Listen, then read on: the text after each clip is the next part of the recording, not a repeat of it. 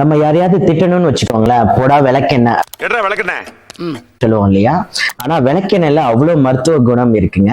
So விளக்கெண்ணெய் பார்த்தீங்கன்னா மெயினா நம்ம உடம்போட இன்ஃப்ளமேஷனை குறைக்குது.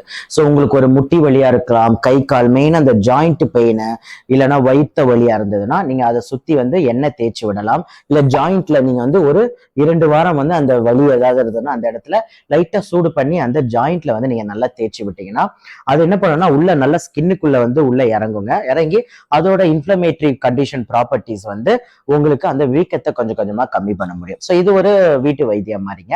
அதே மாதிரி நிறைய பேர் மலச்சிக்கல் இருக்கும். ஸோ மாதம் ஒரு முறை பாத்தீங்கன்னா ஒரு ஒரு ஒரு கிளாஸ்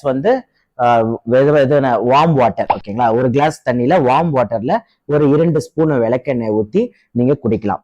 குடிச்சீங்கன்னா அடுத்த நாள் கொஞ்சம் மோஷன் கொஞ்சம் ஃப்ரீயா போகும். நிறைய பேருக்கு உள்ள இருக்கிற கழிவுகள் எல்லாம் அது வெளியில எடுத்துட்டு வர முடியும். ஸோ நீங்க அதை ட்ரை பண்ணுங்க, நல்லா இருக்கும்.